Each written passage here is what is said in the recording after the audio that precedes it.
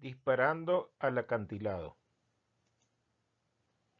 Se lanza un proyectil hacia un acantilado de altura h, como indica la figura. Este es el proyectil que cae acá en el acantilado. La rapidez inicial es de 40 metros sobre segundo y el ángulo de lanzamiento de 60 grados respecto al horizontal. El proyectil golpea el terreno 5.5 segundos después del lanzamiento.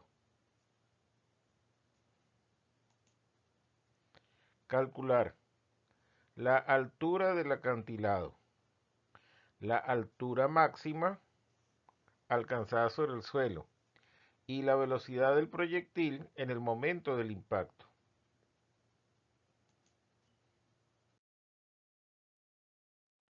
Bien, estableceremos aquí las coordenadas. El eje X lo tomaremos horizontalmente con el origen en el punto de disparo del proyectil, el eje Y verticalmente hacia arriba. Llamaremos H a la altura del acantilado y HM a la máxima altura alcanzada por el proyectil. Asimismo, llamaremos T sub m al tiempo en el que se alcanza la máxima altura y T sub h el instante en el que se alcanza la altura h del acantilado. También denominaremos A al alcance horizontal del proyectil.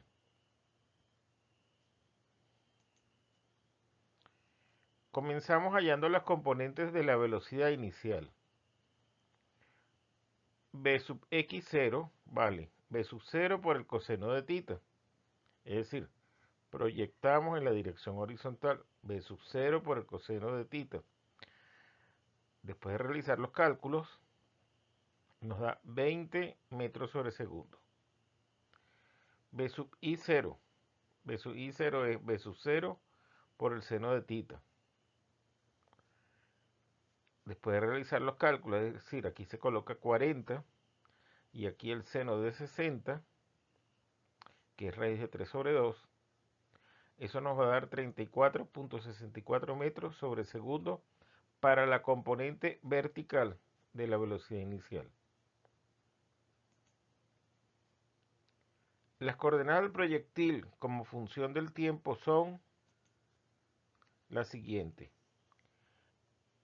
La coordenada x en función de t vale b sub x inicial por el tiempo. Y la coordenada y en un instante cualquiera t vale b sub i inicial por el tiempo menos un medio de g por t al cuadrado.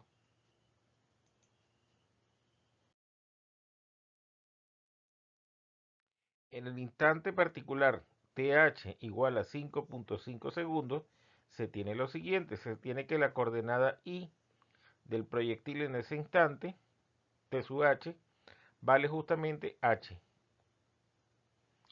Pero ese h tiene que valer b sub i0 th menos un medio de g por th cuadrado.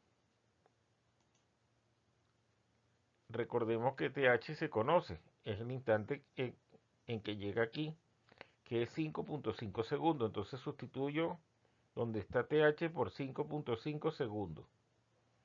Acá coloco la componente i de la velocidad inicial y aquí la aceleración de gravedad. Después de efectuar todas las operaciones, nos queda que h vale 39.3 metros, que es la altura del acantilado. Con esto hemos respondido la primera de las preguntas del problema. Calculemos también la altura máxima alcanzada, por supuesto medida desde el suelo. Esto se hará de la siguiente manera. En primer lugar, vamos a determinar cuánto tiempo le toma llegar a la altura máxima, para lo cual establezco la siguiente relación. Yo sé que la componente i de la velocidad en el instante tm, es decir, aquí, en el punto más alto, vale 0. Justo en ese instante la velocidad se hace 0. Muy bien, pero tiene que cumplirse la ecuación general, que es velocidad inicial en I menos G por Tm. Entonces, de esta igualdad, despejo Tm, y al despejar Tm me queda B sub I0 entre G. Sustituyo los valores, para B sub I0 coloco 36,64 metros sobre segundo, y para la aceleración de gravedad 10 metros sobre segundo cuadrado, hago la operación y me queda 3,7 segundos.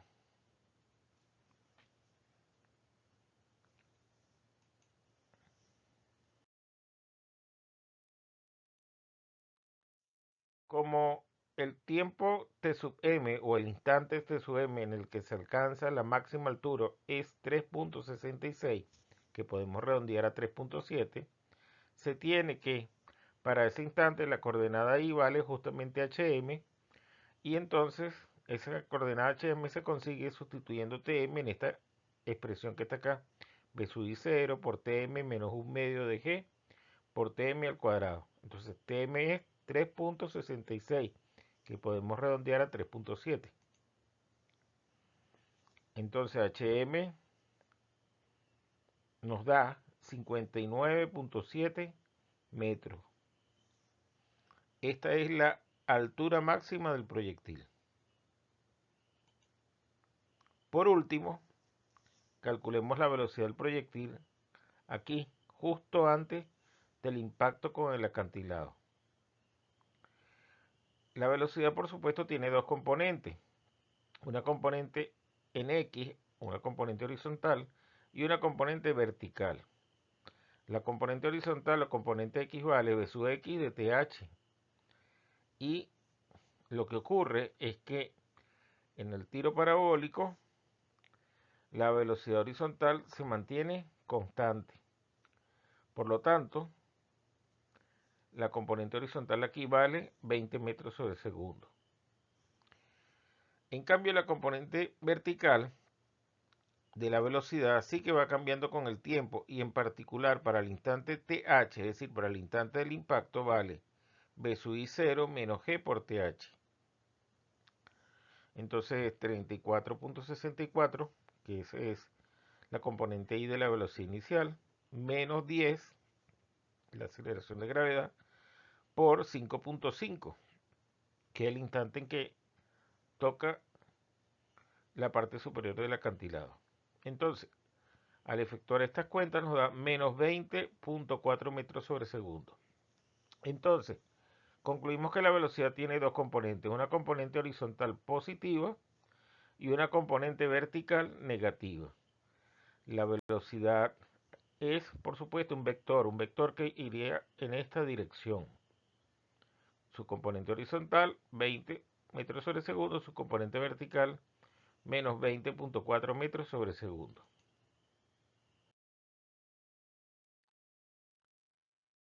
La rapidez del proyectil, justo antes del impacto, es el módulo del vector velocidad. Y el módulo del vector velocidad se consigue de la siguiente manera: tomando la raíz cuadrada de la componente x elevada al cuadrado más la componente y elevada al cuadrado. Y esto nos va a dar 28,6 metros sobre segundo. Entonces esa es la magnitud de la velocidad, que también se le denomina la rapidez, en el momento justo antes de tocar la parte alta del acantilado. Pero también podemos calcular el ángulo de impacto. El ángulo de impacto es el que se calcula de la siguiente manera: es el arco tangente de la componente y de la velocidad dividido entre la componente x de la velocidad. Cuando esto se efectúa nos da menos 45,6 grados. ¿Qué vendría siendo ese menos 45,6 grados? Bueno, sencillamente, si el vector velocidad va así, el menos 45,6 se mide desde la dirección positiva de x hacia abajo, porque es negativo, es es en el sentido horario.